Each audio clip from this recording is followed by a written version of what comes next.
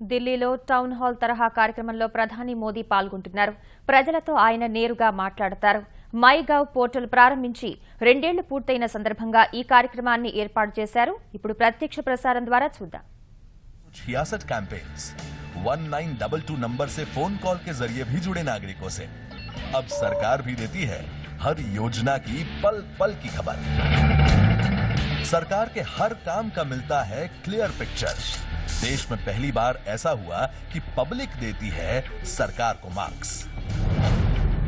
नमामि गंगे हो या स्वच्छ भारत, बेटी बचाओ बेटी पढ़ाओ हो या स्किल डेवलपमेंट या हेल्थी इंडिया, इस परिवार में हम सब साथ मिलकर फैसले लेते हैं।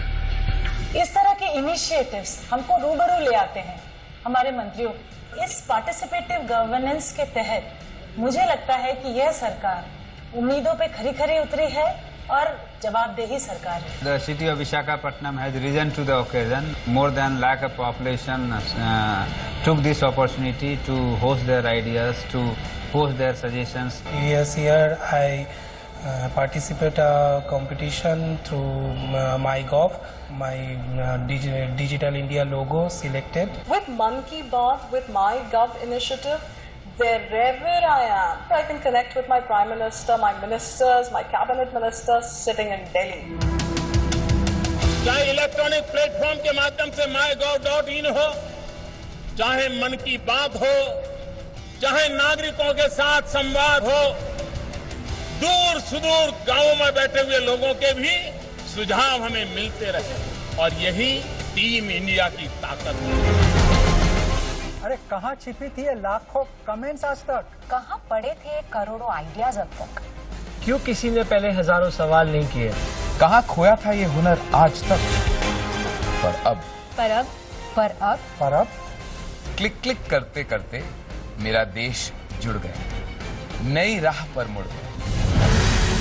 आइए मनाते हैं 2 साल 125 करोड़ नागरिकों पर भरोसे के, 2 साल रिश्तेदारी के और जिम्मेदारी के, 2 साल नागरिक और सरकार की साझेदारी के।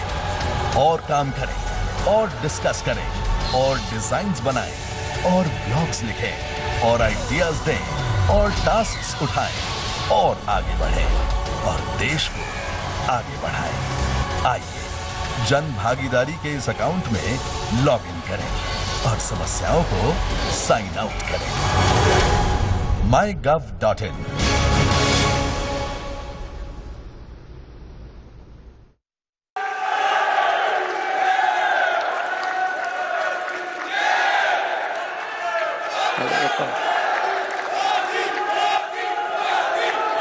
भारत भविष्य का सुंदर खाका खींचने वाले, उसे विकास की बारिश से सींचने वाले माननीय प्रधानमंत्री जी का हम हृदय से अभिनंदन करते हैं, स्वागत करते हैं।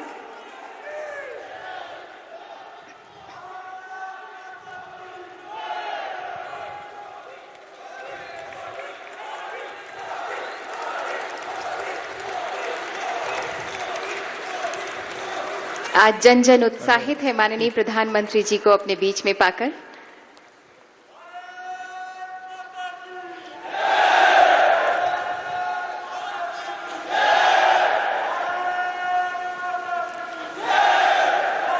भारतवासियों,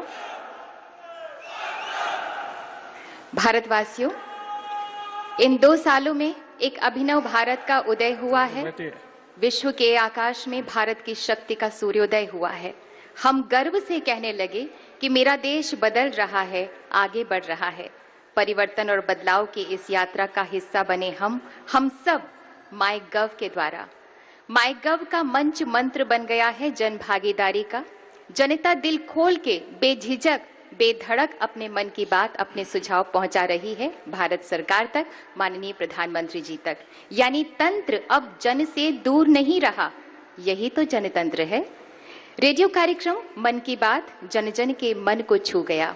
आज यहाँ वे जन भी उपस्थित हैं जिनके सुझावों को मन के बात के जरिए अमल में लाया गया। हम उन सभी से विनम्र निवेदन करते हैं कि कृपया मंच पर पधारें। माननीय प्रधानमंत्री जी से सादर अनुरोध है कि कृपया इन सभी को एक फोटो अपॉर्चुनिटी का सौभाग्य प्राप्त कराएं। भार्गवी कनाडे, मिस सुचित्रा राघवाचारी, श्री अखिलेश वाजपेयी, मिस सानिका दीवानजी, श्री रवि प्रसाद कामत, श्री प्रसन्ना काकुंजे, परिमल शाह, श्री गणेश वेंकट सवालेश्वरकर, मास्टर मुकुल पारस अरोड़ा, मास्टर अवि Chaturvedi, miss Sharmila Gharpure, miss Mona कर्नवाल, Shri Santosh Negi, miss शिल्पी वर्मा, श्री पवन आचार्य, श्री देवेश दास, सविता रॉय, श्री अभिषेक कुमार पांडे, श्री दिलीप चौहान। आज ये सभी यहाँ पर उपस्थित हैं। मन की बात के जरिए इनके सुझावों को अमल में लाया गया। जागरूकता की मशाल आज ये थामे हुए हैं ये भारतवासी। माननीय प्रधानमंत्री जी पर जो भरोसा भारतवासियों ने जताया बताया, वही भरोसा ये सभी भारतवासी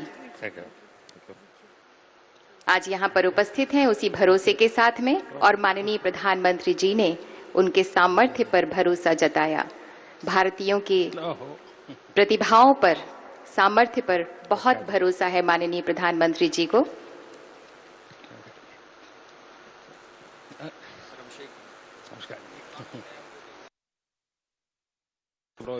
और ये बहुत ही सुंदर पल, हृदय में बस जाने के लायक सुंदर स्मृतियां जो कैमरे में कैद हो रही हैं, आज सभी के दिलों में भी कैद हो रही हैं। ये उत्साहित जन, थैंक यू थैंक यू। देश में जैसे उमंग और उत्साह का उत्सव सा हो रहा हो। माईगव के प्लेटफॉर्म पर भारत के प्रमुख मिशन और विजन को देशवासी पूरे पैशन से अभिव्यक्ति दे रहे हैं। हमारा माननीय प्रधानमंत्री जी से विनम्र निवेदन है कि कृपया कॉन्टेस्ट के विजेताओं को सर्टिफिकेट्स प्रदान करें। कॉन्टेस्ट एक भारत श्रेष्ठ भारत पर प्रथम पुरस्कार प्राप्त किया है श्री अनिकेत चौधरी, श्रीनगर, जम्मू कश्मीर से। इन्हें सर्टिफिकेट मिल रहा है और 1 लाख रुपए का पुरस्कार मिल रहा है।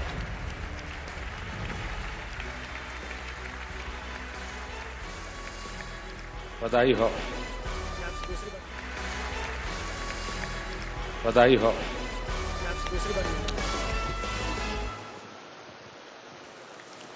कौन दे? 1 लाख रुपए का पुरस्कार और सर्टिफिकेट। एक भारत श्रेष्ठ भारत ये कॉन्टेस्ट हुआ था माईगव के ही जरिए। All the best.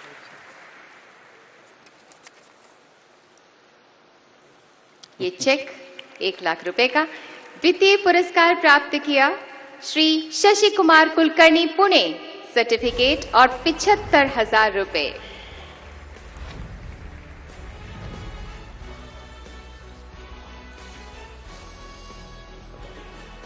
ये नारा अब जन जन की आवाज बन गया है, एक भारत श्रेष्ठ भारत।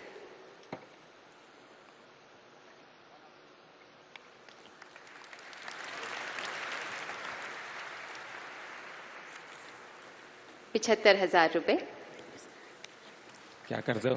तृतीय पुरस्कार प्राप्त होता है श्री तुषार खत्री, नई दिल्ली, सर्टिफिकेट और 50,000 रुपए।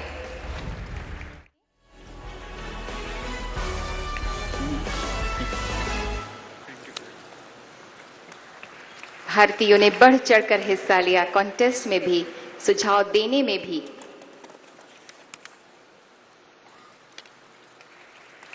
आज माईगव के 2 साल पूरे होने का जश्न हो रहा है। Duties of a citizen winner है CS चंदना, केंद्रीय विद्यालय बैंगलोर।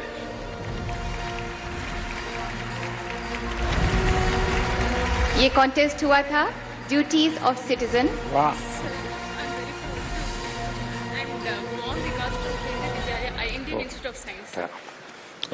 भारतीयों पर विश्वास है माननीय प्रधानमंत्री जी को, और युवा जो भारतीय हैं उनकी प्रतिभाओं पर बहुत विश्वास, भरोसा। दूसरे विनर हैं A Vaishnavi, Kendriya Vidyalaya number 2, Vijayawada.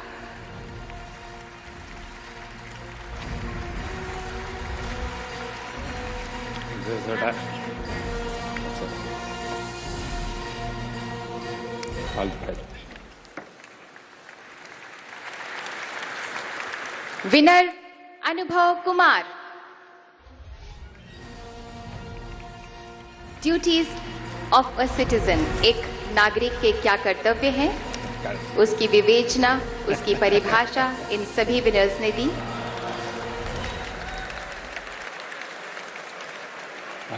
Runner up हैं तौसीफ अहमद। भारत की युवा प्रतिभाएं।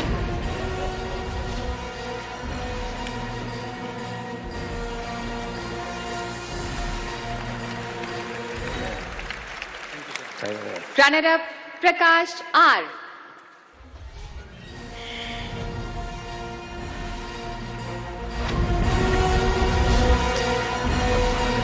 जनगण मन सम्मान हमारा, वंदे मातरम जान है, थाम तिरंगा करो घोषणा, हिंदुस्तान जवान है।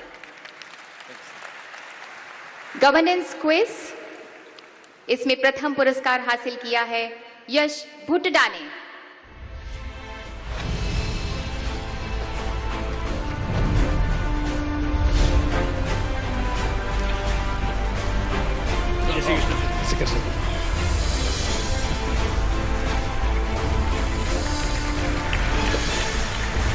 द्वितीय पुरस्कार प्राप्त किया है राकेश दुबुदू ने।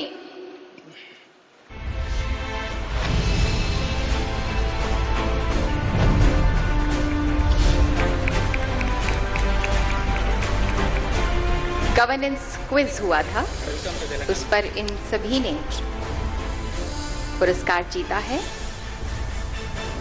राकेश दुबुदू, और उसके बाद तीसरा जॉइंट पुरस्कार है, 2 लोगों को मिल रहा है, अभिषेक वशिष्ठ और पुलकित अग्रवाल।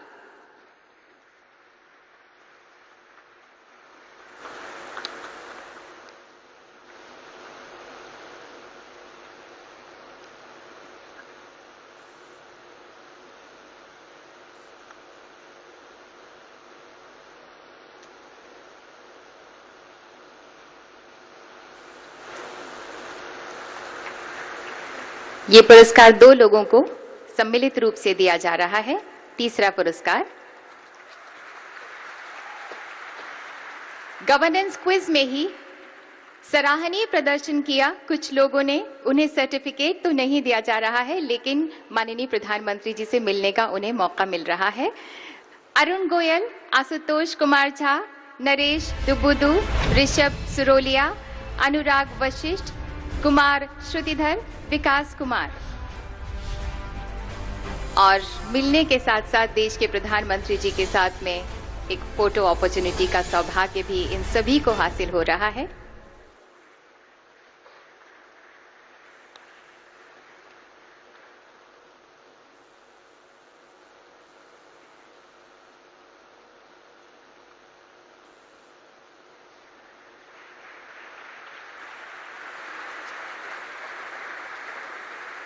इंडिया अफ्रीका क्विज, प्रथम पुरस्कार प्राप्त किया है निर्माण राठी।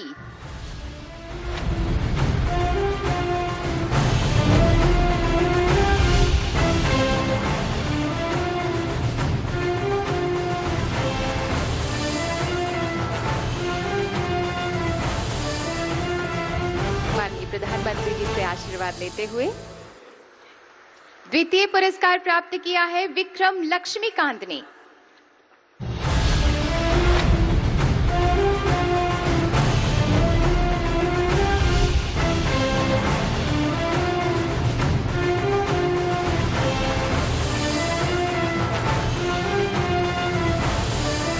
तृतीय पुरस्कार के हकदार हैं यश भुट्टडा।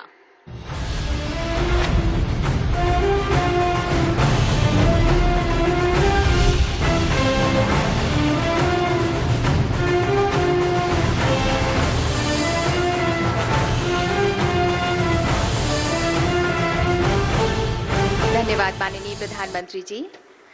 अब जब तंत्र को जन से जोड़ा ही गया है तो सिर्फ माईगव ही क्यों, अब पीएमओ आपके मोबाइल पर होगा सिर्फ एक क्लिक की दूरी पर, क्योंकि रिश्ते जब जुड़ते हैं तो कुछ हक भी बनते हैं। अब भारतीयों को हक है जानने का, राय देने का और खुद माननीय प्रधानमंत्री जी से इंटरैक्ट करने का। हम माननीय प्रधानमंत्री जी से अनुनय करते हैं कि कृपया पीएमओ मोबाइल ऐप को राष्ट्र को समर्पित करें। माननीय।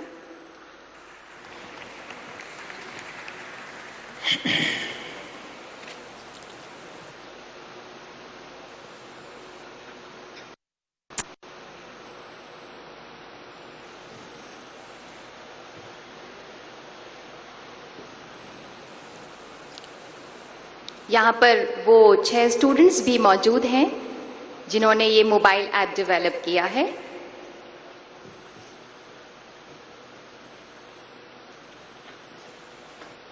हाथ से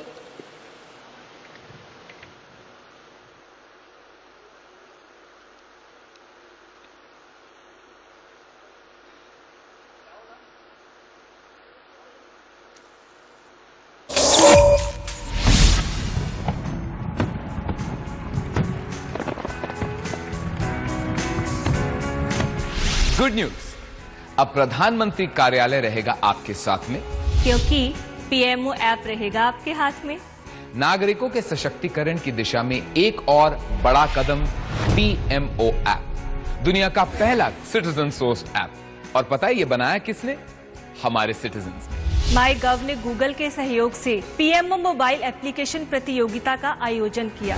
3 फेज में हुए इस कंपटीशन के पहले फेज में मिले 50,000 आइडियाज, जिनमें से चुने गए 20 आइडियाज से बनाया गया comprehensive mobile app blueprint. App blueprint document के फाइनलाइजेशन के बाद शुरू हुआ वायरफ्रेम डेवलपमेंट का दूसरा फेज 2 में प्रतियोगियों को 3 से 6 मेंबर्स की एक टीम बनाकर काम करना था, जिसमें 119 टीम ने फाइनल ब्लूप्रिंट के आधार पर अपने वायरफ्रेम सबमिट किए और आखिरकार 6 स्टूडेंट्स की टीम को मौका मिला पीएमओ ऐप बनाने का। पूर्व प्रधानमंत्री के बारे में जानना हो या प्रधानमंत्री के मन की बात सुननी हो, सब कुछ आपकी फिंगर टिप पर। इंफोग्राफिक्स के जरिए मिलेगा सरकार के काम का current status, governance track record से मिलेगी हर सरकारी योजना की अपडेट्स और प्रधानमंत्री के सोशल मीडिया और न्यूज अपडेट्स भी। इस ऐप के जरिए आप प्रधानमंत्री नेशनल रिलीफ फंड और नेशनल डिफेंस फंड में कंट्रीब्यूट भी कर सकते हैं ऑनलाइन। इसके वॉइस आउट फीचर में आप व्हाट्सएप, एसएमएस, फेसबुक और ट्विटर पर पोस्ट, ब्लॉग और राइटअप को तत्काल शेयर कर पाएंगे सिर्फ एक क्लिक में। डे ड्रीम फीचर से स्क्रीन सेवर्स, पीएमओ न्यूज और इंपॉर्टेंट नोटिफिकेशंस भी मिलेंगी आपके मोबाइल के इनऑपरेटिव स्क्रीन पर। लेकिन सबसे बड़ी बात तो ये है कि ये सभी चीजें उपलब्ध होंगी 10 भाषाओं में। दिल्ली चाहे कितनी भी दूर क्यों ना हो, पीएमओ अब होगा सिर्फ एक क्लिक की दूरी पर। पीएमओ ऐप, सरकार और लोगों की साझेदारी, देश के विकास की नई तैयारी। बहुत बहुत धन्यवाद माननीय प्रधानमंत्री जी। अब मैं निवेदन करती हूँ उन 6 स्टूडेंट से जिन्होंने मोबाइल ऐप डेवलप किया है, कृपया मंच पर पधारें। युवा प्रतिभाएं राघव सरीन, नमन द्विवेदी, ज्ञान लखवानी, प्रणव सेठी, प्रांजल सेठ, प्रीत खालसा। बहुत ही गर्व के क्षण है, इन्होंने मोबाइल ऐप डेवलप किया है।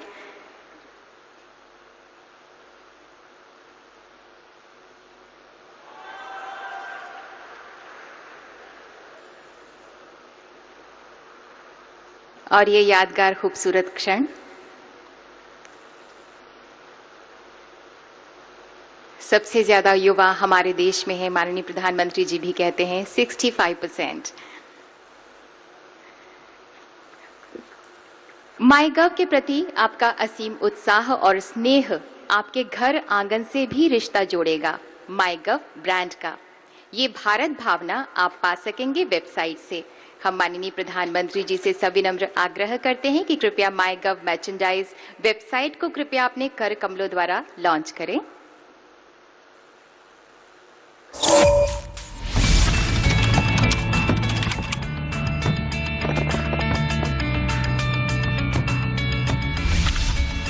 दोस्तों, माईगव को आपने अपना मंच बनाया। Thank you. आप देश को ट्रांसफॉर्म करने की प्रक्रिया में जुड़े। Thank you.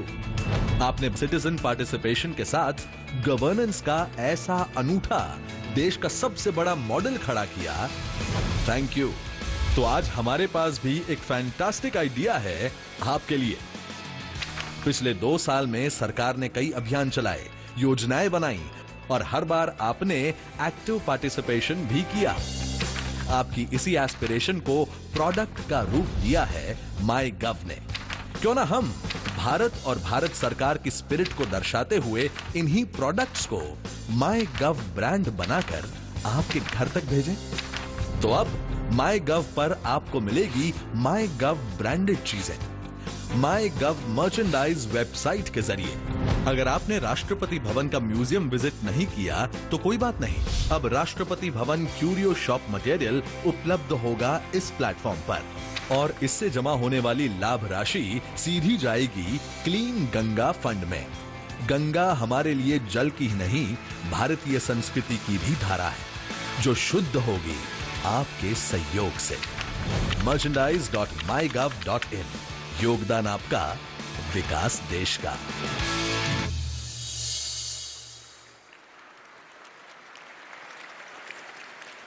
देवियों और सज्जनों, अब वो समय आया जिसका आप सबको सुबह से इंतजार था, जब माईगव से जुड़े कुछ चुनिंदा लोगों की बातें प्रधानमंत्री जी के सामने रखी जाएंगी और माननीय प्रधानमंत्री जी उन बातों पर अपने विचार हमारे सबके सामने रखेंगे। सबसे पहले करनाल से डॉक्टर PS पवार, नोएडा से श्री चंद्र प्रकाश और चेन्नई से श्रीमती सुचित्रा राघवचारी के विचार हम सुनते हैं। I am Dr. Pratap Singh Pawar from NBAGR Karnal. I am associated with my government as top volunteer since last 2 years. प्रधानमंत्री जी, मेरा सवाल है, गुड गवर्नेंस से आपका क्या अभिप्राय है? कुछ लोग कहते हैं कि गुड गवर्नेंस बैड पॉलिटिक्स है, और क्या आप गुड गवर्नेंस को रोजमर्रा की चर्चा का विषय बनाने में सफल हुए हैं? प्रधानमंत्री जी, मैं NTPC की सेवा से पिछले वर्ष रिटायर हुआ हूं। मेरा एक प्रश्न है, यह गौरव का विषय है हम भारतीयों के लिए कि हमारे देश की अर्थव्यवस्था आज सबसे तेजी से विकसित हो रही अर्थव्यवस्था बन गई है। इसका भारत के आम आदमी के जनजीवन पर किस प्रकार का और कब तक प्रभाव दिखना शुरू होगा? नमस्कार प्रधानमंत्री जी, मैं डॉक्टर सुचित्रा राघवाचारी, चेन्नई से। At the outset, sir, I would like to felicitate you for a fascinating 2 years of inspirational governance. I would also like to thank you, sir, for the opportunity that ordinary Indians like me have had in voicing our thoughts and in participating in the governance paradigm through the MyGov platform. I have been a regular contributor and the amazing journey has been truly gratifying. Sir, today I would like to ask you a question related to health. We often say health is wealth, but problems in health, in practice, are associated with and accompanied by problems in wealth too. How do we get past this issue? Thank you, sir. 3 अलग-अलग सवाल अलग-अलग तरीके से आए हैं। मैं सबसे पहले तो माईगव के साथ सक्रिय रूप से जुड़ने के लिए देशवासियों को और आप सबको हृदय से बहुत बहुत बधाई देता हूं, धन्यवाद करता हूं।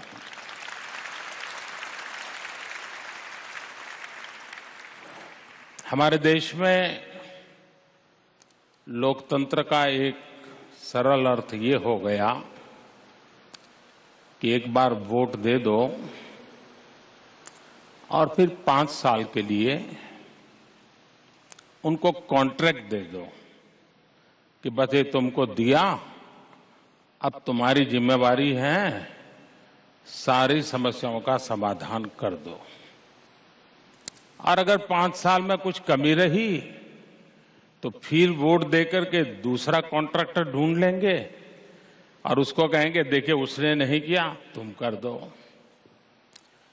सिर्फ वोट देकर के सरकार चुनना अगर लोकतंत्र वहां पर सीमित हो जाता है तो लोकतंत्र का जो स्पिरिट है वो कभी पनप नहीं सकता है। और इसलिए पार्टिसिपेटरी डेमोक्रेसी, जन भागीदारी वाला लोकतंत्र,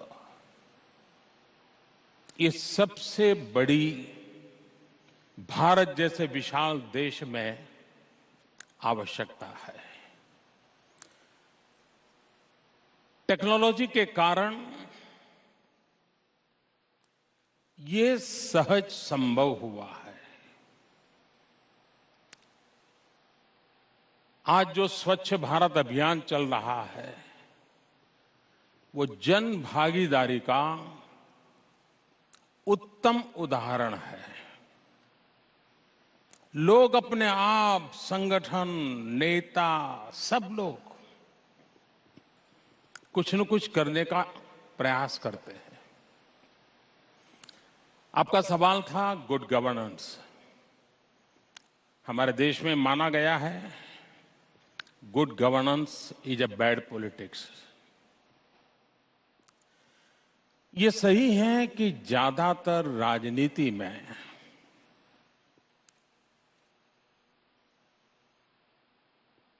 चुनाव जीतने के बाद सरकारों का इस बात पर ध्यान रहता है कि वे अगला चुनाव कैसे जीते, और इसलिए उनकी योजनाओं की प्रायोरिटी उसी बात में रहती है कि भाई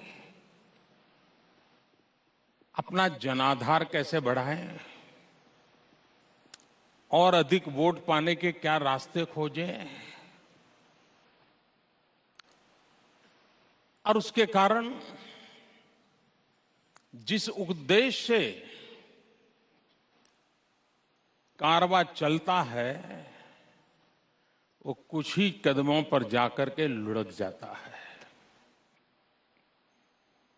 और उसके कारण हमारे देश में good governance, establishment of institutions, checks and balance की व्यवस्था, हर स्टेज पर स्क्रूटिनी, रिस्पॉन्सिबिलिटी विथ अकाउंटेबिलिटी, इन चीजों के प्रति उदासीनता प्रवेश कर गई। देश में बदलाव लाने के लिए जितना महात्म्य नीतियों का है, निर्णयों का है, उतना ही महात्म्य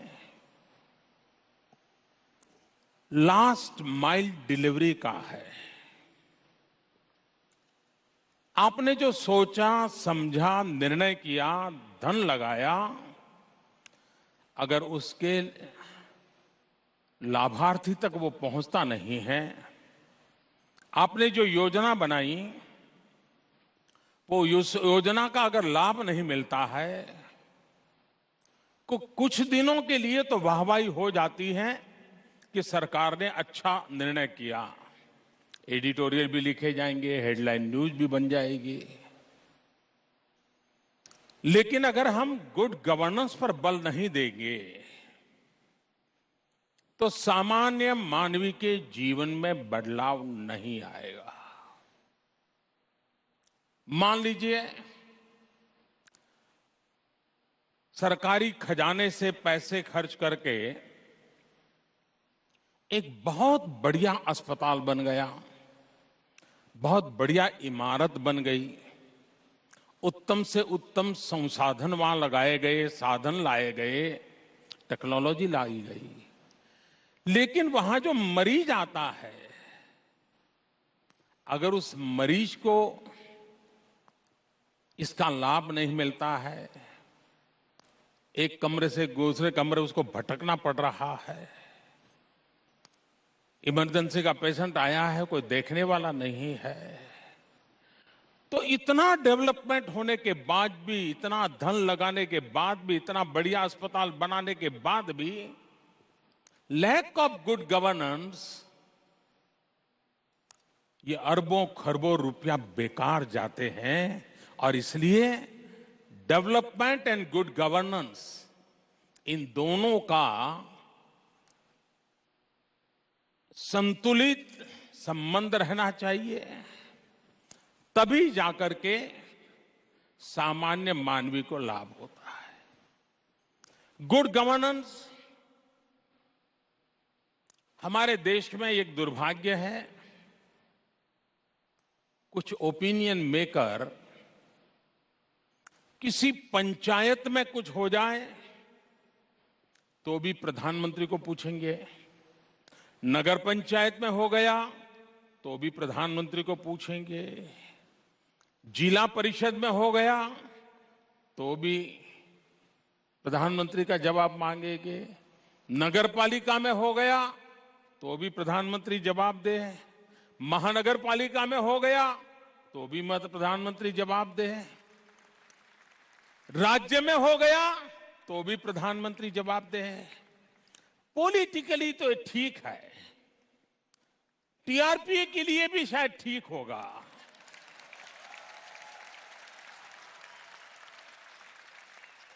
और प्रधानमंत्री को तकलीफ हो वो कोई बुरी चीज नहीं है, लोकतंत्र में होनी भी चाहिए, और मेरे जैसे को ज्यादा होनी चाहिए। लेकिन उसका दुष्परिणाम यह होता है कि पंचायत अपनी जिम्मेवारी फील ही नहीं करता है। नगर पंचायत को लगता है मेरी जिम्मेवारी नहीं है, नगर पालिका को लगता है मेरी नहीं, महानगर पालिका को लगता है मेरी नहीं, राज्यों को लगता है मेरी नहीं, और उसके कारण गवर्नेंस को बहुत बड़ा नुकसान होता है। गुड गवर्नेंस के लिए पहली आवश्यकता है जिसकी जो जिम्मेवारी है उससे उस जिम्मेवारी का हिसाब मांगना चाहिए, न नीचे हिसाब मांगना चाहिए न ऊपर मांगना चाहिए, सीधा सीधा उससे मांगना चाहिए, तब सुधार होगा। सुधार तब होगा। और इसलिए good governance and people awareness and opinion maker, ये बहुत आवश्यक है कि जिसकी जिम्मेवारी हो उसकी जवाबदेही हो, ये एक बहुत अनिवार्य है। दूसरा, गुड गवर्नेंस में मेरा मत है कभी कभी समस्याओं की जड़ में सरकार स्वयं होती है। मैं जानता हूं, ये मैं बोलता हूं उसके कारण क्या क्या होगा।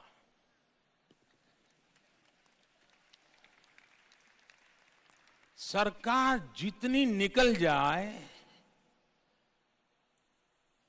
उतना ही जनता सामर्थ्यवान बनेगी और जनता राष्ट्र को जो चाहिए वो दे सकती है।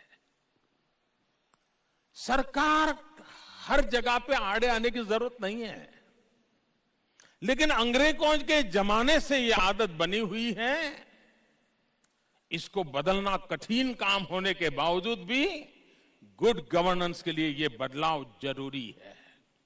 सरकारों ने अपने आप को बदलना होगा, रुकावटें पैदा करे, जनता को बार बार हमारे पास आना पड़े, हमसे हिसाब मांगना पड़े, ऐसी स्थिति क्यों होनी चाहिए। अब आप सिंपल सी बात है, आज जेरोक्स का जमाना हो, टेक्नोलॉजी आ गई, लेकिन उसके बावजूद भी हम सर्टिफिकेट अटैच करने के लिए उसको आग्रह करते थे, कॉर्पोरेटर का साइन ले आओ, एमएलए का साइन ले आओ, एमपी का साइन ले आओ, तहसीलदार का साइन ले आओ। वो बेचारा साइन लेने के लिए घूमता फिरता था। हमने आकर के निर्णय किया, भाई जनता पे भरोसा करो ना, जेरोक्स मशीन है वो जेरोक्स करके भेज देता है, जब फाइनल जॉब मिलेगा तब ओरिजिनल सर्टिफिकेट देख लेना, टैली कर लेना, प्रोसेस कम हो, सामान्य नागरिक को कोई भी चीज आसानी से पता चल जाए, ये हम सहज रूप से डेवलप करने के पक्ष के हैं।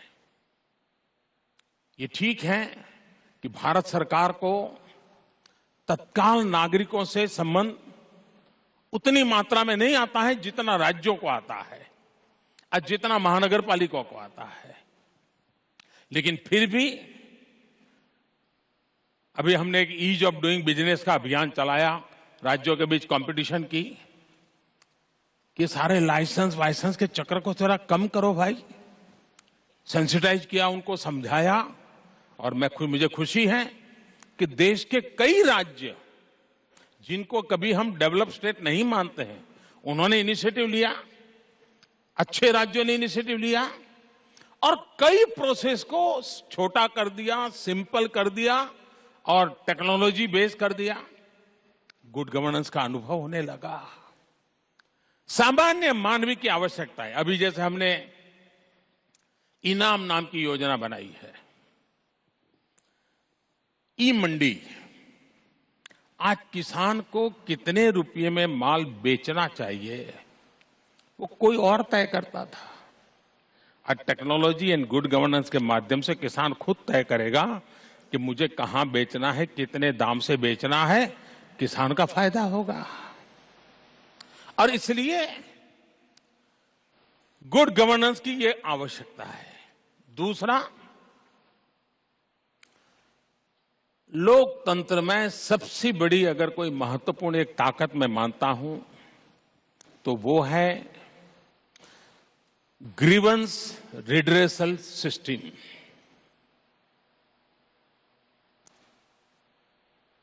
क्या सरकार जनता की आवाज सुनती है? सुनती है तो उस पर जिम्मेवारी के साथ रिस्पॉन्स करती है। हमारी गुड गवर्नेंस की आवश्यकता है और अभी बहुत कुछ करना है। सामान्य से सामान्य नागरिक की शिकायत, ये सुनने की उत्तम से उत्तम व्यवस्था होनी चाहिए और टाइम फ्रेम में, निर्धारित समय सीमा में उसको उसका रिस्पांस मिलना चाहिए। उसकी कठिनाइयां हैं तो उसमें से उसको बाहर निकालने के लिए सरकारी व्यवस्था ने उंगली पकड़ करके उसकी मदद करनी चाहिए, उसको चुप नहीं करना चाहिए। गुड गवर्नेंस की दृष्टि से इस दिशा में हम काम कर रहे हैं और जितनी ग्रीवेंस रिड्रेसल सिस्टम, मैं अभी इन दिनों हर महीने एक प्रगति का कार्यक्रम करता हूं। सभी सेक्रेटरी, सभी चीफ सेक्रेटरी राज्यों के बैठता हूं, जनता की जो बातें मेरे पास आती है मैं सीधा उनसे पूछता हूं। इश्यू एक उठाता हूं लेकिन एड्रेस पूरी सिस्टम को करता हूं। अगर किसी ने पेंशन को लेकर के शिकायत की तो पेंशन के जितने मसले हैं सब पर मैं दबाव डाल करके कहता हूं कि क्यों नहीं हुआ, कैसे नहीं हुआ, टाइम फ्रेम में कैसे करोगे। तो गुड गवर्नेंस के लिए हम कुछ इनिशिएटिव ले रहे हैं और मुझे विश्वास है कि हमारी बहुत सारी समस्याओं का समाधान गुड गवर्नेंस से होता है। दूसरा सवाल सरकार के ही एक निवृत्त अधिकारी ने पूछा था और उनका सवाल था कि भारत आज विश्व में सबसे तेज गति से आगे बढ़ने वाली अर्थव्यवस्था है। ये बात सही है कि बड़े देशों में भारत आज सबसे तेज गति से आगे बढ़ने वाली इकोनॉमी है और वो भी सिर्फ हम आगे बढ़ रहे हैं ऐसा नहीं। दो भयंकर अकाल, ड्राउट, हमारा देश एग्रीकल्चर इकोनॉमी का बहुत बड़ा रोल है और उसमें अगर दो लगातार अकाल हो तो कितना बड़ा संकट होता है हम समझ सकते हैं। दूसरा, पूरे विश्व में मंदी का दौर चल रहा है, रिसेशन का दौर चल रहा है। पूरी दुनिया की परचेजिंग कैपेसिटी काफी नीचे गिर गई है। जब विश्व की अर्थरचना का ये हाल हो, भारत के भीतर एग्रीकल्चर सेक्टर पर इतना बड़ा प्रेशर हो और ऐसी विकट परिस्थिति में 7.5% से ज्यादा ग्रोथ पाना, मैं 125 करोड़ देशवासियों को अभिनंदन करता हूं, उनका वंदन करता हूं कि उनके पुरुषार्थ और परिणाम का परिणाम है कि आज देश तेज गति से आर्थिक विकास की ओर आगे बढ़ रहा है। और इसलिए अब सवाल यह है कि इस आर्थिक विकास से बदलाव क्या आता है। हम जानते हैं हमारे परिवार में अगर आज एक व्यक्ति कमाता है और 20,000 रुपये आता है तो हम परिवार कैसे चलाते हैं? उस 20,000 रुपयों में प्रायोरिटी तय करते हैं कि भाई क्या लाना, क्या नहीं लाना, कितना खाना, कितना नहीं खाना, सब्जी लानी कि नहीं लानी, दूध लाना कि नहीं लाना, बच्चों के लिए नए कपड़े लाना कि नहीं लाना, सोचते हैं। लेकिन परिवार में एक और व्यक्ति को कहीं रोजगार मिल जाए और 10,000 रुपया और इनकम आ जाए तो तुरंत हमारी इकोनॉमी का मैनेजमेंट बदल जाता है। जैसा परिवार का है वैसा ही देश का है। अगर देश के खजाने में ज्यादा पैसा है तो ज्यादा विकास के काम होते हैं, ज्यादा विकास के काम होते हैं तो ज्यादा लोगों को रोजगार मिलता है। अगर ज्यादा पैसे होंगे तो रोड बढ़िया बनेंगे, बड़े बनेंगे, दूर दूर तक बनेंगे, तो रोड बनाने वालों को काम मिलेगा। बनाने वालों को काम मिलेगा तो पहले वो जूते नहीं खरीदता था, अब जूते खरीदेगा। पहले वो एक टाइम खाना खाता था, अब 2 टाइम खाना खाएगा। उसके जेब में पैसा आया तो पैसा खर्च करेगा, खर्च करेगा तो पैसा फिर बाजार में आएगा, फिर बाजार में आएगा तो वो इकोनॉमी को ड्राइव करेगा। और इसलिए सिंपल सा अर्थ कारण है, इसके लिए स्ट्रेटेजी चाहिए, ऐसे नहीं होता है। एक कुछ नियम, कुछ व्यवस्थाएं, इन सब पर बल देना पड़ता है, लेकिन optimal utilization of the natural resources, जितना ज्यादा हमारे पास जो प्राकृतिक संपदा है उसका हम जितना ज्यादा उपयोग करेंगे उतना हमारी वैल्यू एडिशन से इकोनॉमी बढ़ेगी। हम ह्यूमन रिसोर्स का भी प्रॉपर यूटिलाइजेशन कर पाएंगे। सिर्फ हम युवा है, 800 मिलियन 35 से नीचे हमारा एज ग्रुप के लोग हैं, इससे करेंगे तो नहीं होगा। हमें फोकस करके किसकी क्या क्षमता है, कहां उपयोगिता है, उसको जोड़ेंगे तो इकोनॉमी बढ़ेगी। भारत जैसा देश, हजारों साल पुरानी विरासत हमारे पास है। हम अगर टूरिज्म को बढ़ावा दें और सफलतापूर्वक बढ़ावा दें, दुनिया भर के टूरिस्ट आए तो हमारी ये जो हजारों साल से हमारे पास जो विरासत है वो हमारी इकोनॉमी में कन्वर्ट हो जाएगी, वो हमारी इकोनॉमी को बढ़ देगी। और इसलिए ताजमहल में इन्वेस्टमेंट किसी ने किया होगा, उस समय शायद अखबार निकलते होंगे तो एडिटोरियल भी आया होगा कि ये कैसा राजा है, लोग भूखे मर रहे हैं, ताजमहल बना रहा है। उस समय शायद टीवी चैनल चलती होगी तो सब आया होगा, मजदूरों के हाल क्या है, कैसे हो रहा है, सब हुआ होता। लेकिन वही ताजमहल आज लाखों लोगों की रोजगार का कारण बन चुका है। इसलिए हम किन बातों का कैसे उपयोग करते हैं उसके आधार पर तय होता है कि हम इकोनॉमी को कैसे ड्राइव कर सकते हैं। और ये देश के लिए आवश्यक है। ज्यादा नहीं यारों, 30 साल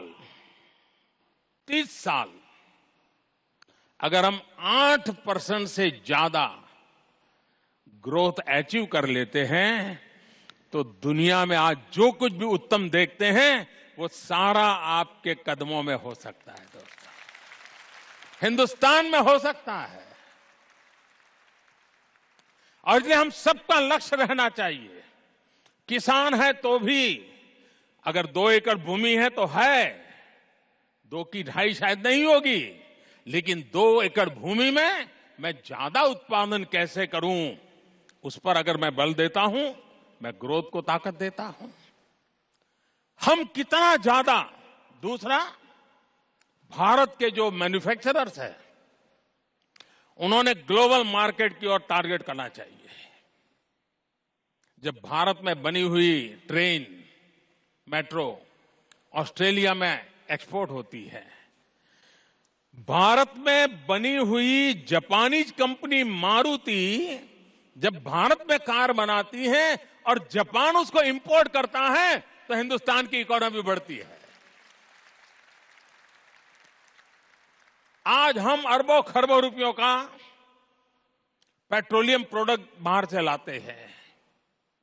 हम सोलार एनर्जी पर बल दें, हमारी अपनी ताकत पर हमारा इंपोर्ट कम करने की स्थिति में आ जाएं, हम ग्रोथ में एक नया एडिशन जोड़ सकते हैं।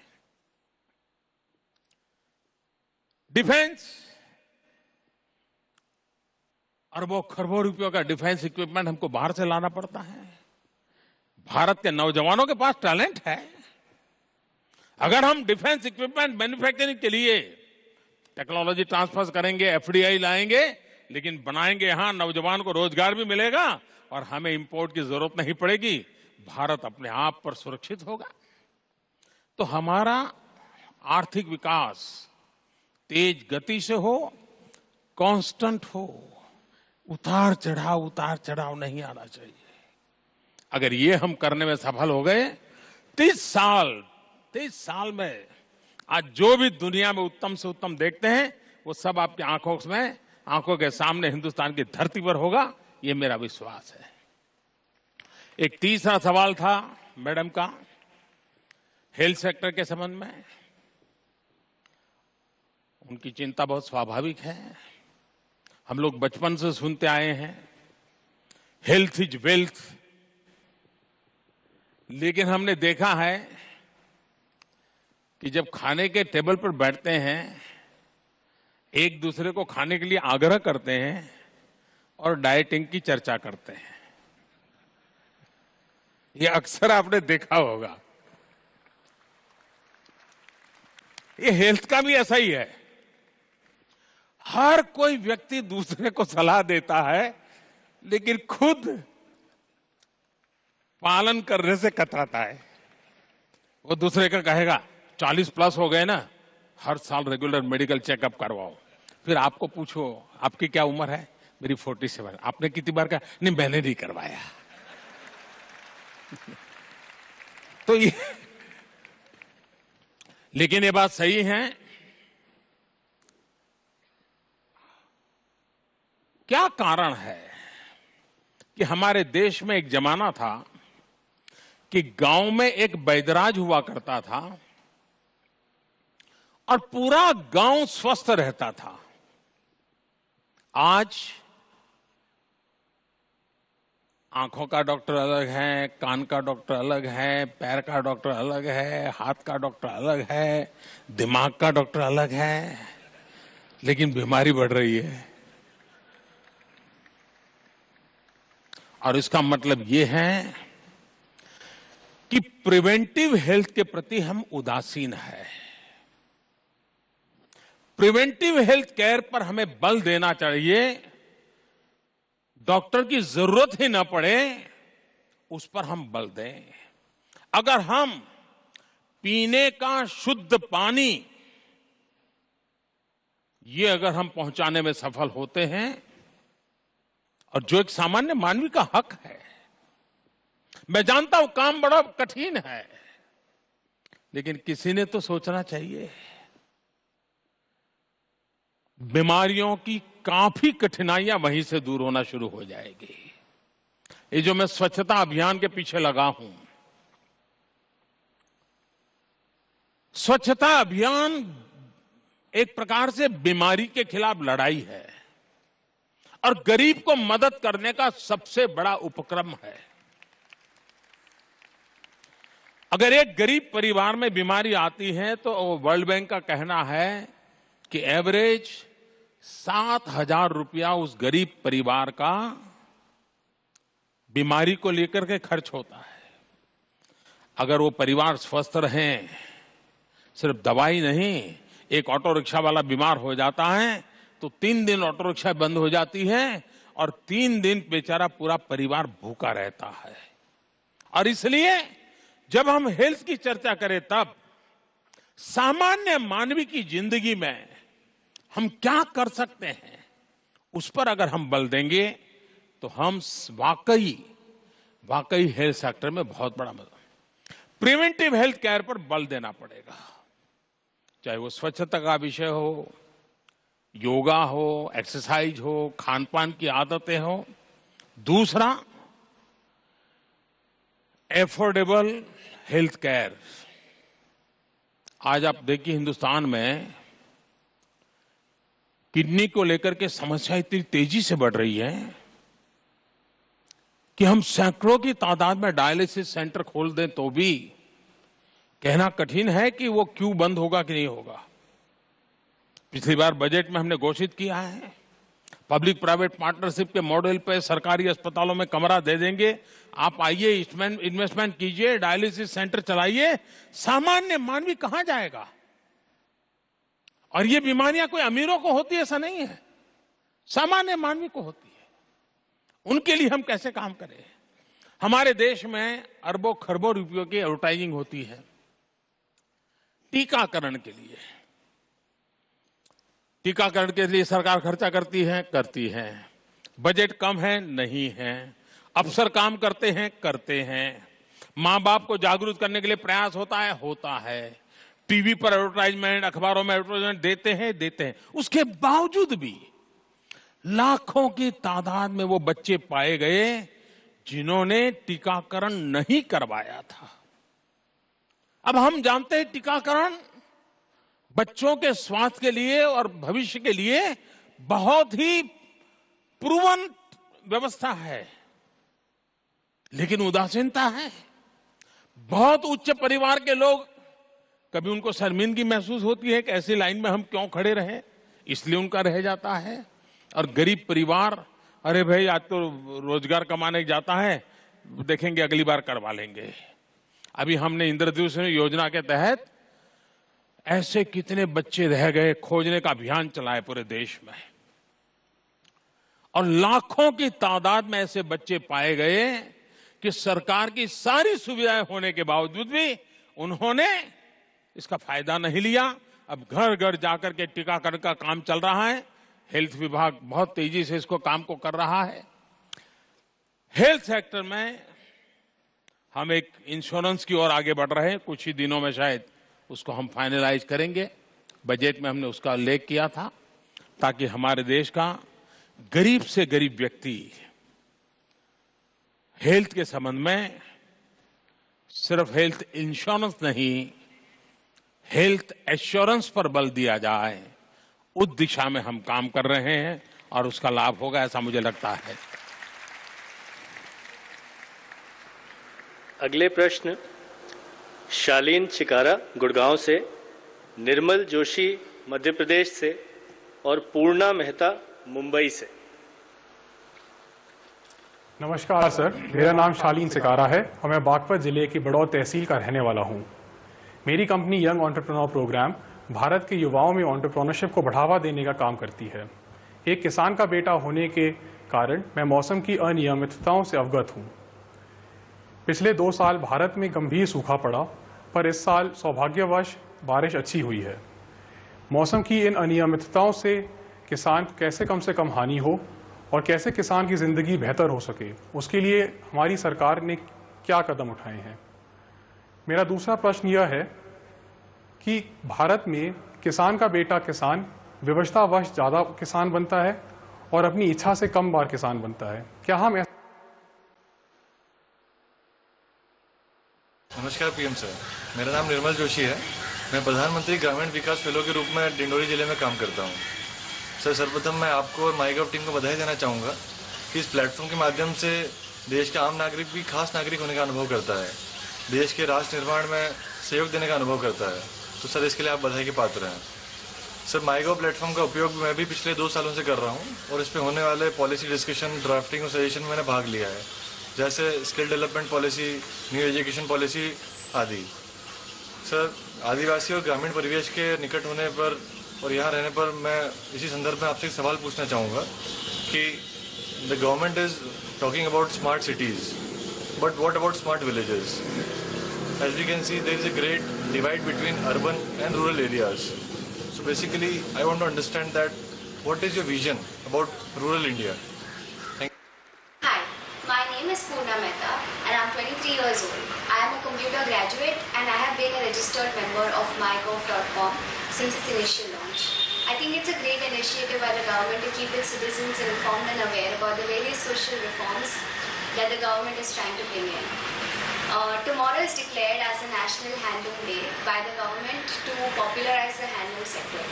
Even a recent campaign of the Textile Ministry has generated quite some curiosity around the handlooms. Do you think this has percolated down to the ground? What role do you see of areas like Khadi in the social and economic empowerment of the country?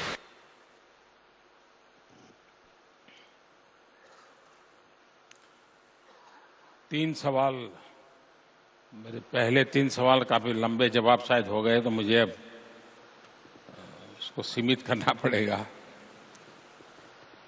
पहला सवाल था उनका कि भाई, किसान का बेटा किसान मजबूरी से बनता है, चॉइस से नहीं बनता है। हम ऐसा क्या करें कि किसान का बेटा भी किसानी के लिए गर्व के साथ जुड़े। मेरा इसमें अनुभव कुछ अलग है। मैं एक नौजवान को मिला था, वो विदेश में पढ़ लिख करके आया था, उसकी पढ़ाई तो कुछ और हुई थी। मैंने कहा, क्या कर रहे हो? तो बोलता है कि मैंने कैटल रख लिए हैं और आधुनिक तरीके से उन कैटलों की देखभाल करता हूं और दूध उत्पादन के काम में लगा हूं और पैकेजिंग करके दूध पहुंचाता हूं। अब मैंने कहा, तुमने पढ़ाई क्या की और व्यवसाय क्या कर रहे हो?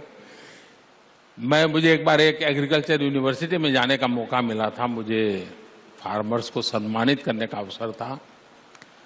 मैंने सोचा था ये सक्सेस स्टोरीज हैं, 30-35 किसानों को इनाम देना था। तो मेरे मन में कल्पना थी वो धोती पगड़ी ऐसे ही किसान आए होंगे।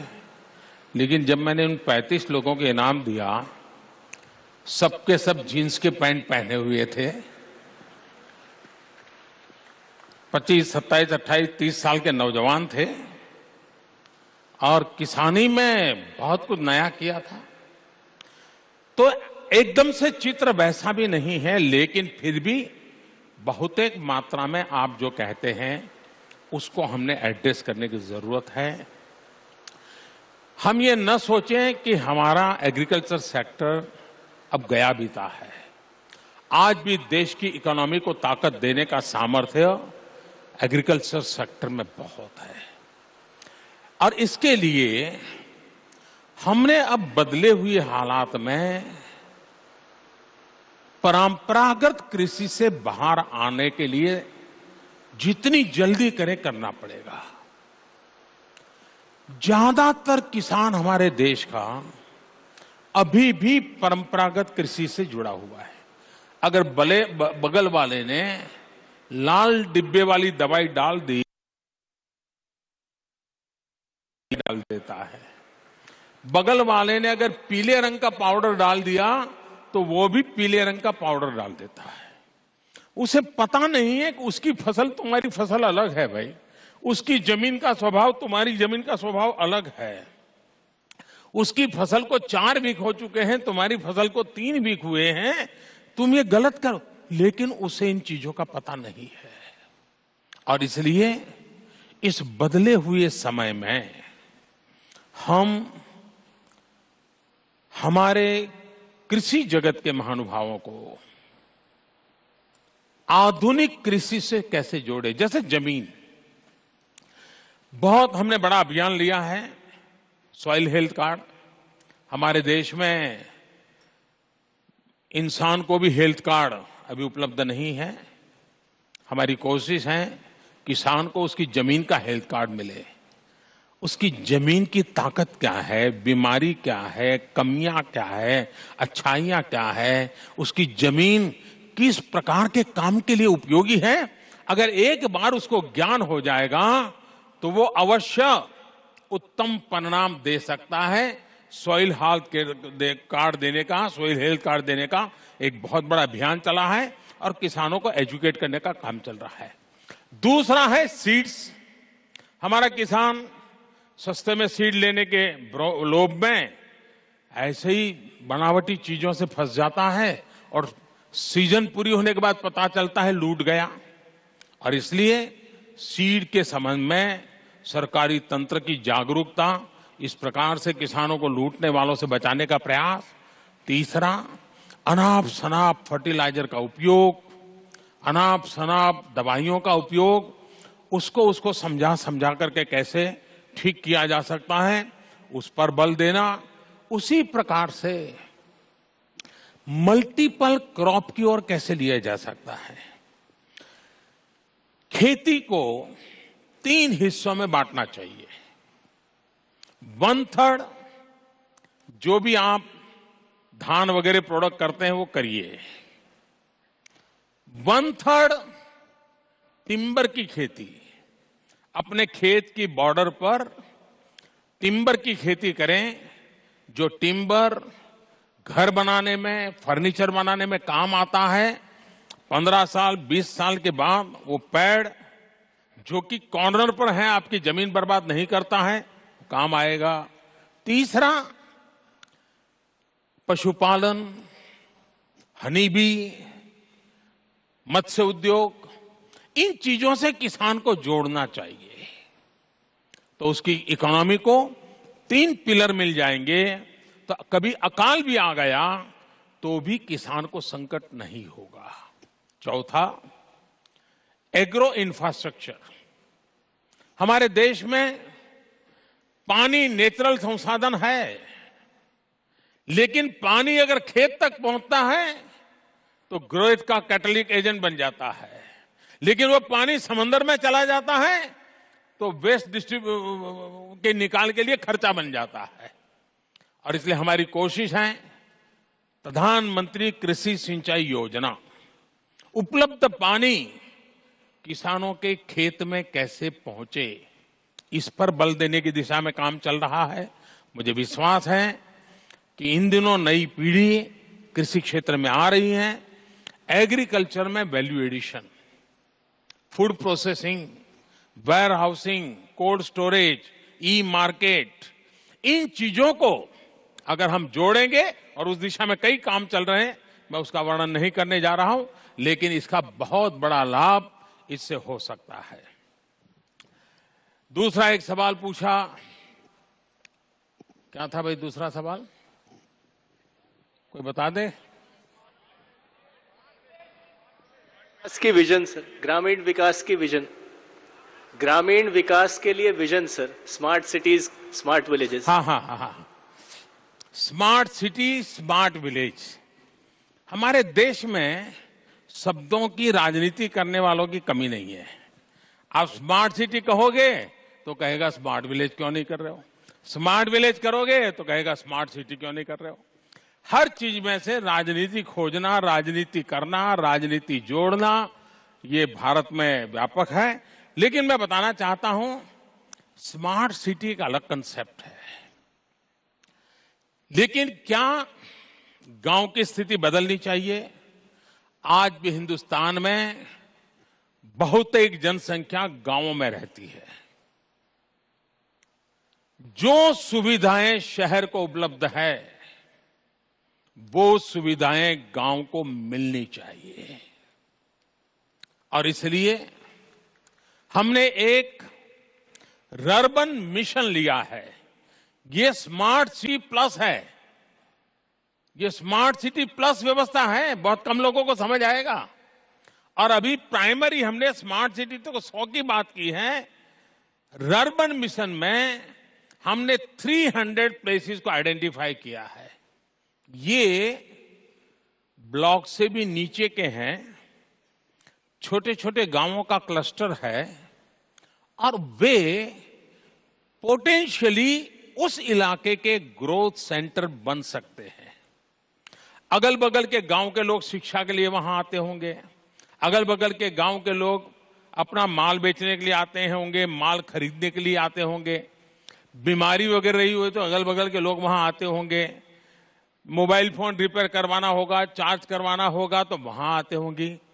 ऐसे एक 300 छोटे गांव हमने सिलेक्ट किए हैं और अर्बन मिशन के तहत उसको उस रूप में विकास किया जाए कि जिसमें सारा इंफ्रास्ट्रक्चर वही हो जो शहरों को होता है।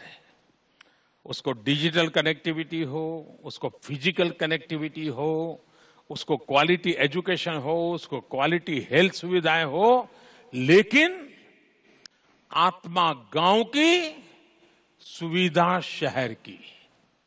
गांव मरने नहीं देना चाहिए। गांव में एक अपनापन होता है। गांव में मेहमान आता है तो किसी परिवार का नहीं होता है, पूरा गांव कहता है कि आज हमारे यहां मेहमान आए हैं। गांव में बारात आती है तो एक परिवार में बारात नहीं आती, पूरा गांव कहता है आज तो हमारे शहर गांव में बारात आई, हमारी बिटिया की शादी है।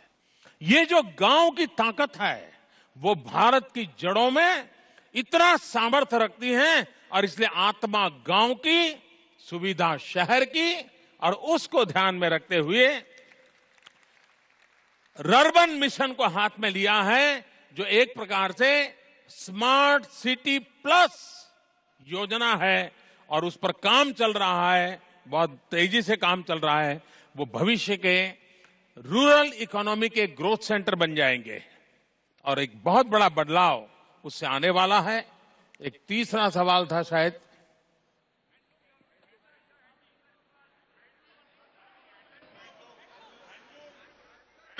My name is Poona Mehta. तीसरा क्या था? I am a computer graduate and I have been a registered member khadi of और my हैंडलूम्स के संबंध में था सर। हैंडलूम, कल 7 अगस्त है, हैंडलूम डे है। हमें मालूम है कि महात्मा गांधी के नेतृत्व में विदेशी कपड़ों की होली और स्वदेशी का मंत्र इसके साथ 7 अगस्त जुड़ी हुई है और इसलिए हैंडलूम डे हमने पिछले साल से 7 अगस्त से शुरू किया है। हमारे देश में गरीब से गरीब लोगों को रोजगार देने की ताकत एग्रीकल्चर के बाद किसी एक सेक्टर में है तो वो है टेक्सटाइल, हैंडलूम, खादी, वीविंग। ये जो काम है उसकी सबसे बड़ी ताकत है। 125 करोड़ देशवासी तय कर लें कि मैं जो कपड़ों के पीछे खर्च करता हूं उसमें से ज्यादा नहीं 5% मैं इन प्रोडक्ट पे लगा दूंगा। मैं आपको विश्वास दिलाता हूं, इन सामान्य गरीब लोग जो हाथ से काम करता है उसकी इकोनॉमी में आसमान जमीन का परिवर्तन आ जाएगा। मैं हर एक को कहता हूं 2 अक्टूबर को कुछ न कुछ खादी का खरीदिए और वो महीने भर कमीशन भी देते हैं। जरूरी नहीं है कि आप खादीधारी बने, एक आध चीज खादी की तो घर में रख सकते हैं, जेब में रख सकते हैं। आप देखिए गरीब आदमी को मदद होगी। हैंडलूम अपने आप में आज उसने फैशन की जगह ली है। एक जमाना था जब खादी आजादी की लड़ाई का एक सिंबल था, तब मंत्र था खादी फॉर नेशन। आज khadi for nation, khadi for fashion. ये अगर हम मूड बनाते हैं तो हैंडलूम के विकास के लिए बहुत संभावना है। उसमें टेक्नोलॉजी का अपग्रेडेशन भी चल रहा है, उसमें फैशन डिजाइनर भी अब आ रहे हैं, और दूसरा ग्लोबली जो होलिस्टिक हेल्थ केयर की तरफ लोग झुकाव रखते हैं, उनका हैंडलूम और खादी की चीजों पर आकर्षण बढ़ रहा है। हम जो टेक्नोलॉजी से जुड़े हुए नौजवान यहां बैठे हैं, हम ई प्लेटफॉर्म का ग्लोबल मार्केटिंग करके हमारे इन गरीब लोगों की चीजों को दुनिया में बेचने का एक बहुत बड़ा अभियान चला सकते हैं। और मैंने देखा कि आज आपने एक मर्चेंटाइल एक्टिविटी को भी यहां से लॉन्च करवाया है मेरे हाथ से, लेकिन मुझे खुशी हुई कि बाद में आपने कहा कि ये प्रॉफिट गंगा सफाई में जाएगा, तो मेरा डर कम हो गया। वरना होता कि ये मोदी अब बिजनेस करने लग गया है। लेकिन एक अच्छा इनिशिएटिव है, हम हैंडलूम को पॉपुलर करें, हमारे गरीब बुनकर जो इतनी मेहनत करते हैं उनके लिए हम सुविधा करें। आप देखिए, देखते ही देखते ग्रामीण इकोनॉमी में बदलाव आ जाएगा।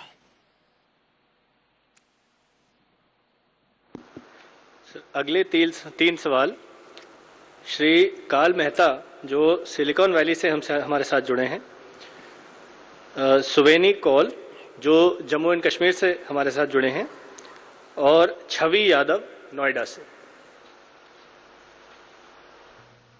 Honorable Prime Minister Shri Modi ji, my name is Kal Mehta. I'm a founder of a technology non-profit called Code for India here in Silicon Valley, and also a technology entrepreneur.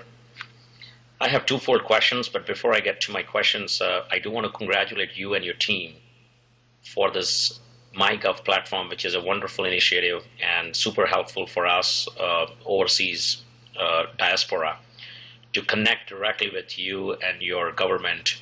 And I'm sure it is super helpful for people all over the country. So congratulations once again. My first question is about how do you manage to travel for such long distances for 21 hours straight from Mexico to New Delhi, and then be ready for a meeting for several hours and continue to work around the clock? How do you manage this very punishing and crazy schedule? I'm probably 25 years younger than you, but I can imagine how I would be able to do this. So it's very inspiring, and I'd love to learn from that. My second question is, how would you describe your foreign policy? Would you say it is aggressive? Is it passively aggressive? Is it proactive, or is it reactionary? I'll appreciate your answers for both the questions. नमस्कार मोदी जी, मेरा नाम सुवेनी कौल है। मैं जम्मू कश्मीर राज्य से हूँ और Zurich Switzerland में रहती हूँ। अपना प्रश्न पूछने से पहले सभी भारतीयों के साथ टेक्नोलॉजी के माध्यम से जुड़ने के लिए आपका बहुत बहुत धन्यवाद। मेरा प्रश्न पर्यटन से संबंधित है। पर्यटन के विषय में आपने बहुत बार बहुत विस्तार से उल्लेख किया है। आपकी सरकार ने नमामि गंगे और स्वच्छ भारत जैसे प्रोग्राम्स लॉन्च किए हैं। मेरा प्रश्न है कि 2019 में जब आपकी सरकार का पहला कार्यकाल पूरा होगा, क्या हमें क्षेत्र में एक क्रांति देखने को मिलेगी? क्या हमें जमीन पर कुछ ठोस परिणाम देखने को मिलेंगे? इससे जुड़ा और एक सवाल है कि भारत में रहने वाले भारतीय और देश के बाहर रहने वाले भारतीय पर्यटन को एक मिशन बनाकर उसमें अपना योगदान कैसे कर सकते हैं? इस बारे में आपके क्या विचार हैं? धन्यवाद। नमस्कार सर, मैं छवि यादव एक आर्किटेक्ट हूँ और नोएडा में रहती हूँ। सर, मैं माईगॉव तब से फॉलो कर रही हूँ जब से ये लॉन्च हुआ है, और मेरा सौभाग्य है कि इसके माध्यम से मैं आप तक अपनी बात पहुँचा पा रही हूँ। मेरा सवाल संगठन और वॉलंटियर के बारे में है।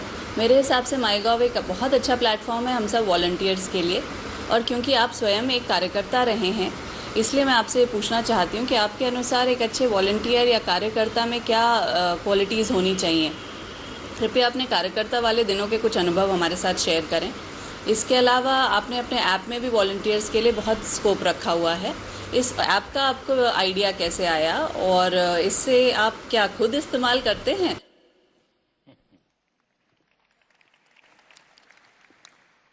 पहला सवाल था विदेश नीति के संबंध में। विदेश नीति को ये सारे एग्रेसिव और प्रोग्रेसिव और प्रोएक्टिव इन शब्दों की जरूरत नहीं है। एक्चुअली विदेश नीति देश हित की नीति होती है।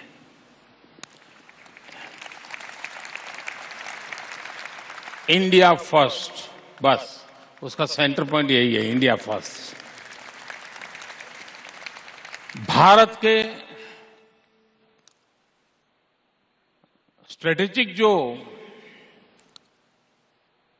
हित है उसकी रक्षा हो, भारत आर्थिक दृष्टि से फले फूले, दुनिया में जहां जगह हो वहां पहुंचे। और तीसरी बात है कि आज वक्त बदल चुका है, पूरी दुनिया इंटरडिपेंडेंट है। दुनिया का कोई देश एक खेमे में भी नहीं है और वो खेमे वाला युग भी पूरा हो चुका है। हर कोई हर किसी से जुड़ा हुआ है और 5 चीजों में साथ चलता होगा, 2 चीजों में सामने चलता होगा, फिर भी साथ साथ रहते होंगे, ये अवस्था है। इसका बारीकी से समझना, उपयोग करना और भारत के हितों की चिंता करना, ये मैं समझता हूं बहुत बड़ा काम है।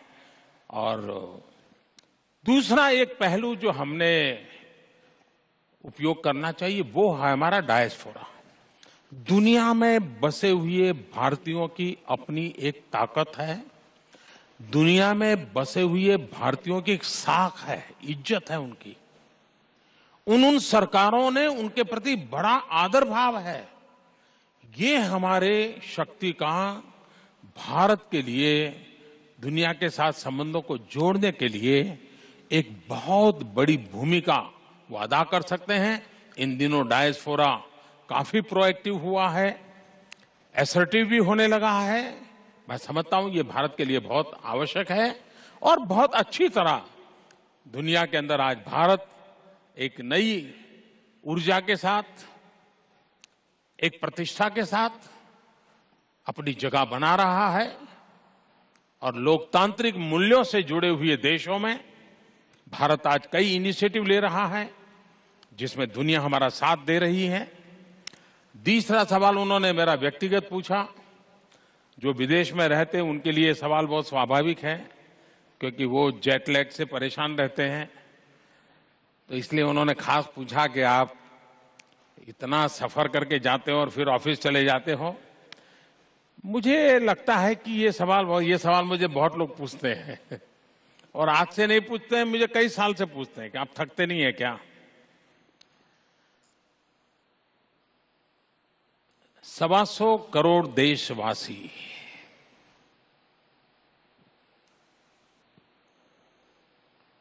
उनके सपने, उनकी स्थिति,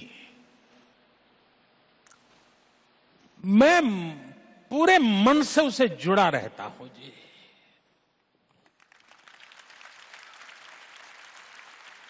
और इसलिए मुझे हमेशा लगता है कि मेरे पास जितना समय है, जितनी शक्ति है, उसे इसमें खपा दूं, खर्च कर दूं, अपने आप को आहूत कर दूं।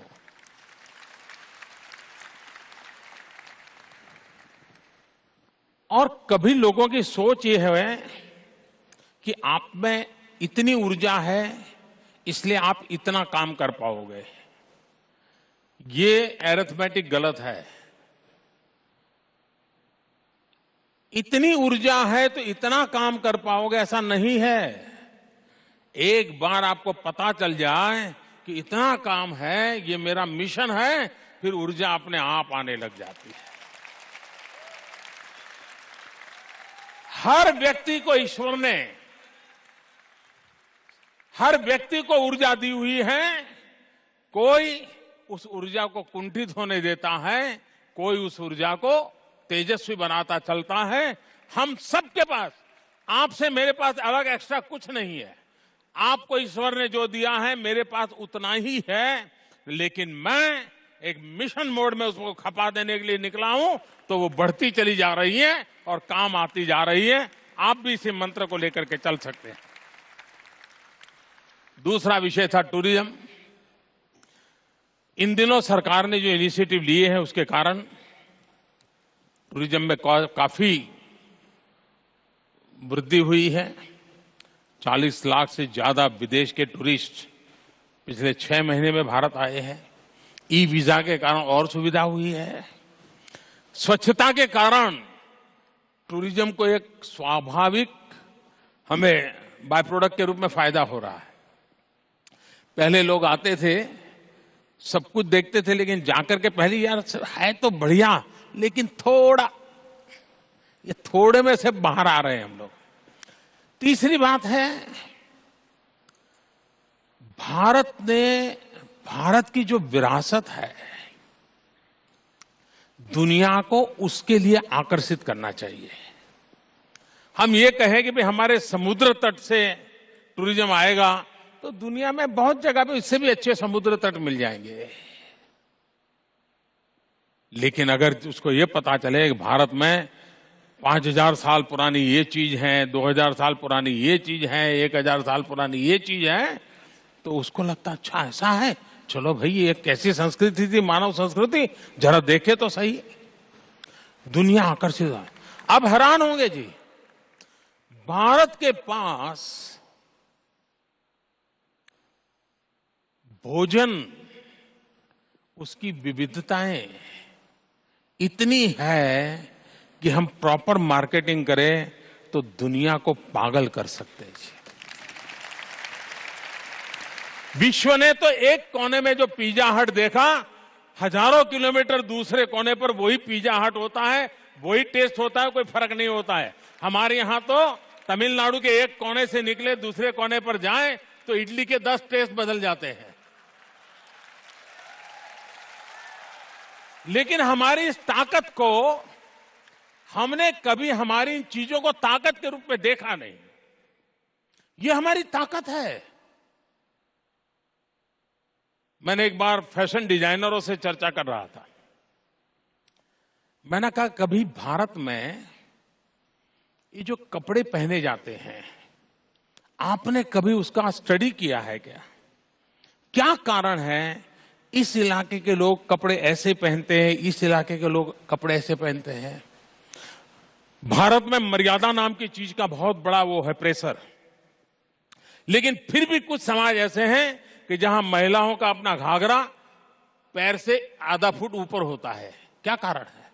वरना सामान्य रूप से महिला अपने पैर का नाखून भी दिखने नहीं देती है। क्या कारण है? आपने स्टडी किया?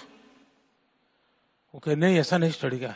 मैंने कहा यही तो है हिंदुस्तान की विशेषता। वो अगर पगड़ी पहनता है तो वहां का क्या वेदर था, क्या कारण था, पगड़ी क्यों ऐसी पहनने लगा? वो अगर शरीर पर ऐसा कपड़ा डालता था तो क्या कारण था? ऊपर की तरफ जाओ तो एक प्रकार का धोती पहनता है, दक्षिण में जाओ तो लुंगी पहनता है। क्या कारण है जी?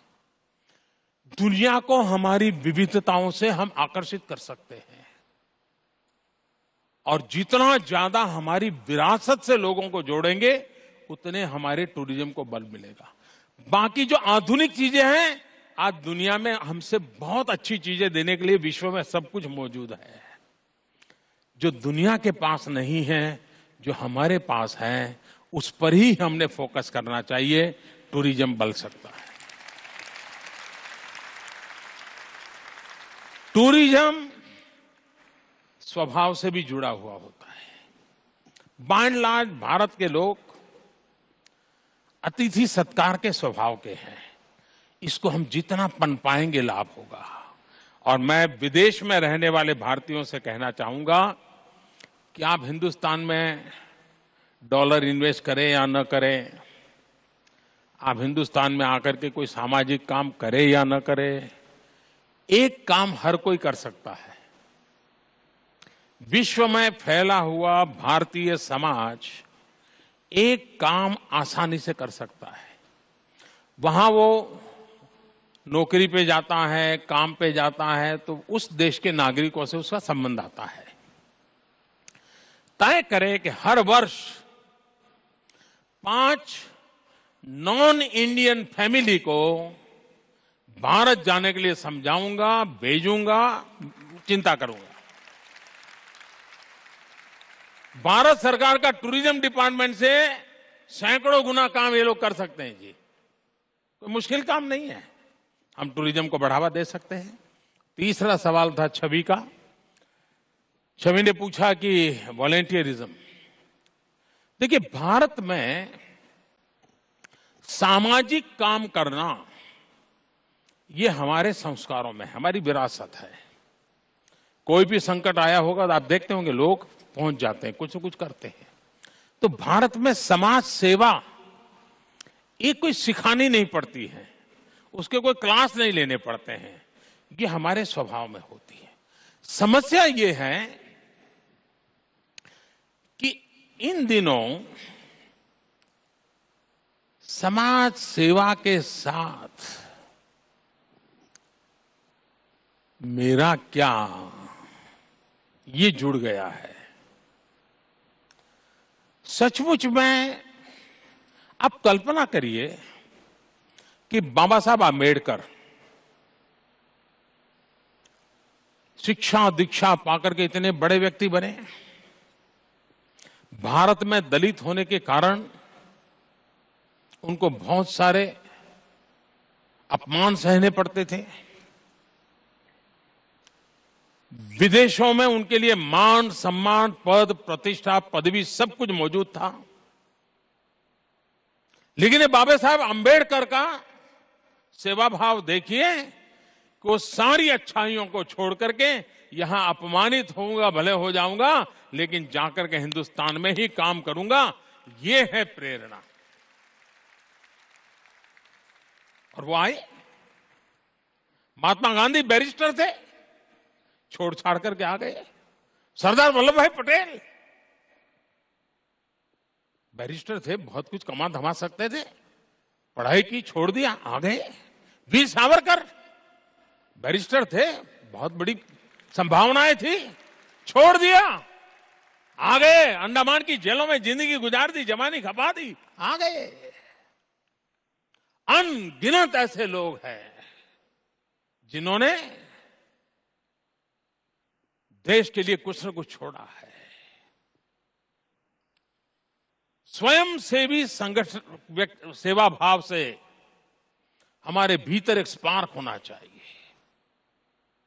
हम कुछ नहीं कर सकते। हमारे रहने के नजदीक में कोई गवर्नमेंट स्कूल है, कभी आधा घंटा जाए तो सही, पूछे तो सही उन बच्चों को।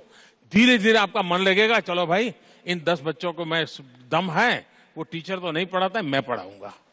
आप स्वयं से संगठन हो गए। कोई बड़े संगठन की जरूरत नहीं होती है, बहुत बड़े डोनेशन की जरूरत नहीं होती है, बहुत बड़ी इंस्टीट्यूशन बनाने की जरूरत नहीं होती है। बस तय करे कि मुझे कुछ करना है। मैं कभी कभी ये जो गौरक्षा के नाम पर कुछ लोग अपनी दुकानें खोल करके बैठ गए हैं,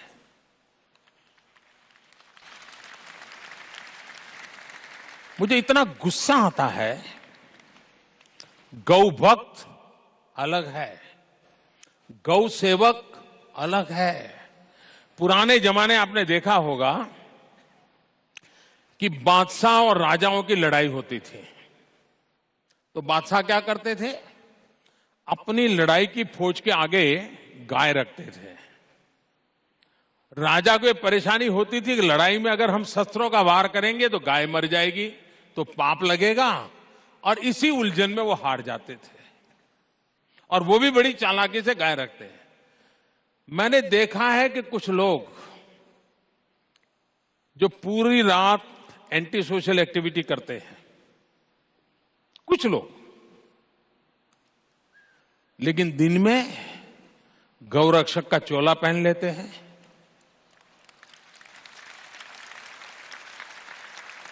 मैं राज्य सरकारों को अनुरोध करता हूं कि ऐसे जो स्वयंसेवी निकले हैं, अपने आप को बड़ा गौरक्षक मानते हैं, उनका जरा डोजियर तैयार करो।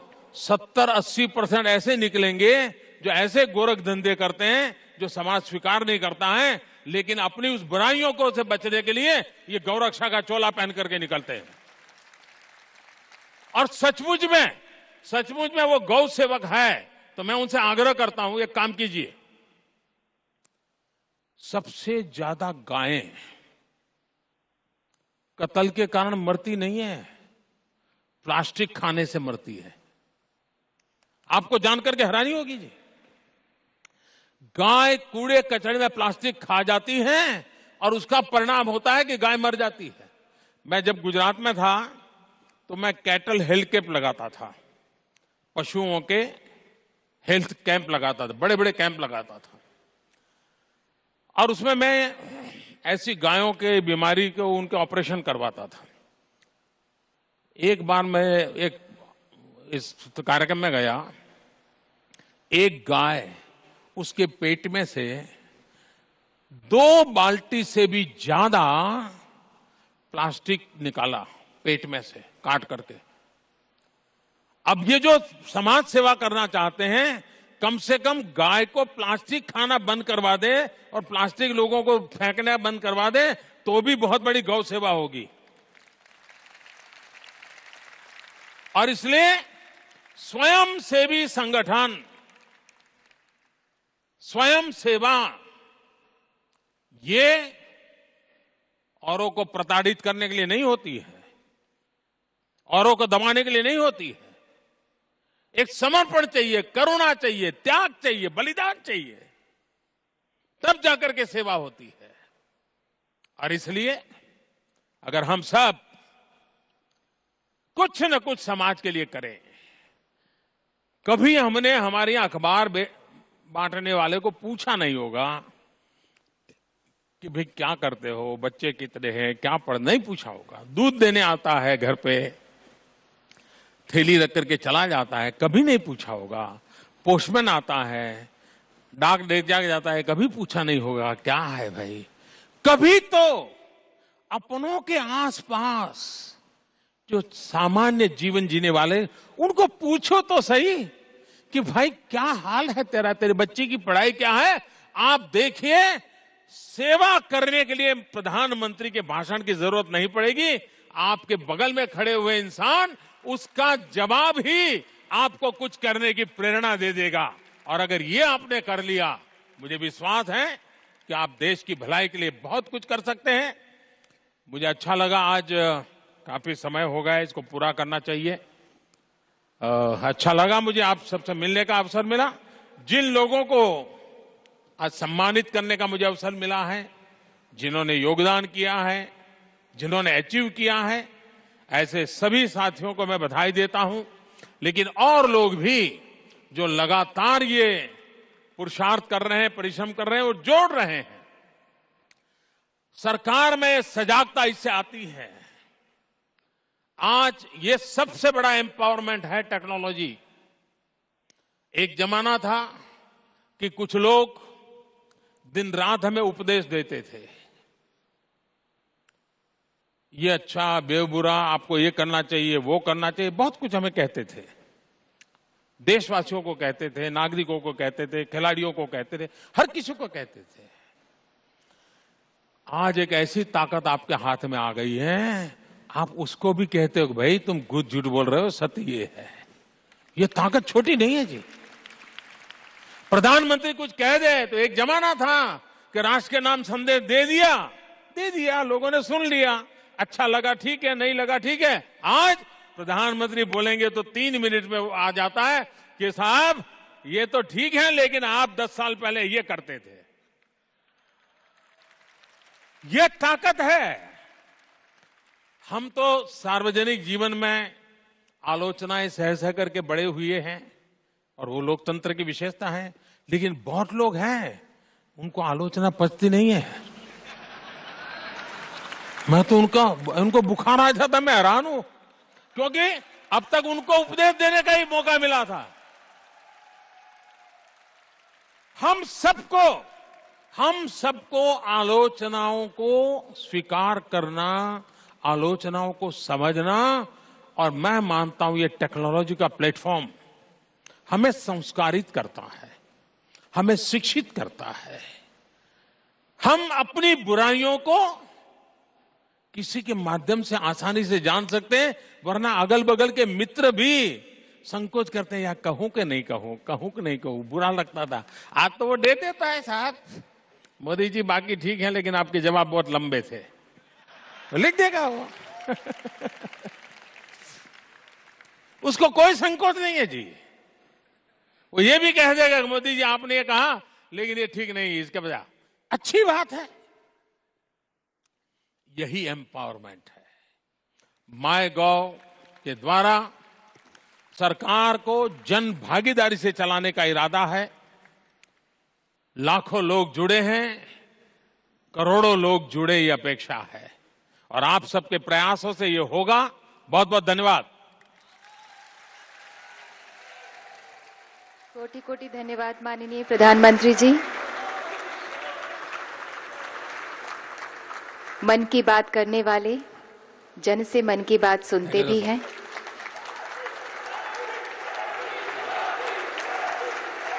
जन सैलाब, जन भावनाओं के बीच एक जनप्रिय जननायक माननीय प्रधानमंत्री श्री नरेंद्र मोदी जी, बहुत बहुत धन्यवाद माननीय प्रधानमंत्री जी आपकी प्रेरणा के लिए।